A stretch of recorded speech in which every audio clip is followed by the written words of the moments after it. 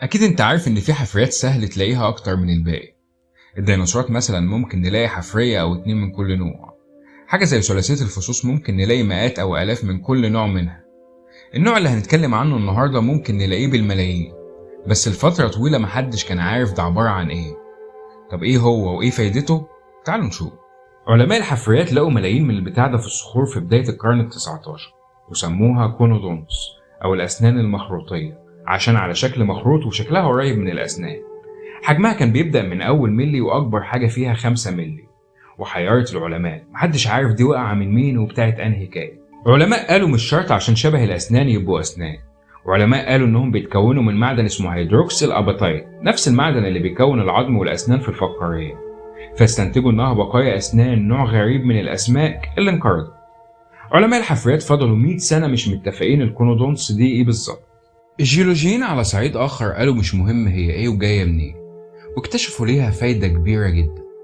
لما يبقى في حفرية عددها كتير ومنتشرة في أماكن كتير وعاشت في زمن محدود في طبقات محدودة بنسميها اندكس فوسيل أو حفرية مرشدة، ودي بتساعد الجيولوجيين يحددوا أعمار الطبقات على مستوى العالم. والكونودونتس واحدة من أهم الحفريات المرشدة في حقب الحياة القديمة، لدرجة إن بعد عصور حقب الحياة القديمة متقسمة على حسب ظهور أو اختفاء بعض أنواع الكونودونتس، زي مثلا نهاية العصر الديفوني وبداية الكربوني، متحددة على بداية ظهور نوع من الكونودونتس اسمه سيفونوديلا سولكاتا. بس مش دي الفايدة الوحيدة ليها، في حفريات كتير برضه مرشدة وليها نفس الاستخدام. الكونودونتس ليها فايدة أكبر من دي. الكونودونتس بتعتبر ترمومتر جيولوجي، وده لأنها بتغير لونها مع تغير حرارة الطبقة اللي شايلاها، وأيا كان نوعها لونها بيتغير بنفس الدرجة حسب الحرارة المحيطة بيها. الجيولوجيين صنفوها في جدول من 6 مراحل حسب تغير لونها، من اللون البيج الأصلي بتاعها للون البني للرمادي للأسود للأبيض. كل ما نتجه ناحية اللون الأبيض يبقى الحرارة أعلى حاجة.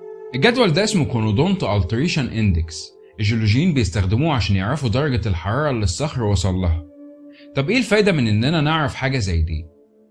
ما هو نفس الصخور اللي شايلة الكونودونتس شايلة مواد عضوية وهيدروكربونات، وأكيد كل ما حرارة الصخر تزيد احتمالية نضوج المواد العضوية هتزيد وهتكون بترول وغاز طبيعي.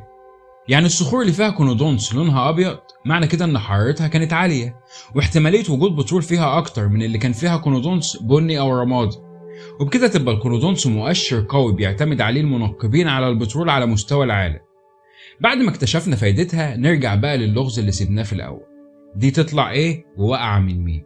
في السبعينات لقوا حفرية لسمكة غريبة ولقوا كونودونتس في بطنها. افتكروا في الأول إنها أجزاء من المعدة بتساعد السمكة المنقرضة دي على الهضم، بس اكتشفوا بعد كده إنها ما كانتش جزء من السمكة خالص، وإن السمكة دي كانت واكلة الكونودونتس. واللغز برضه ما اتحلش لحد سنة 1983 لقوا حفرية في اسكتلندا محفوظة كويس، سمكة غريبة منقرضة طويلة وبعين واحدة في وسط راسها، ولقوا كونودونتس موجودة في بقها وزورها مترتبين بشكل غريب ويخوف. والعلماء بيقولوا إنها كانت بتستخدم عشان تقطع بيها الفرائس وعشان تسهل الهضم، أو عشان تصفي المية اللي داخلة جسمها.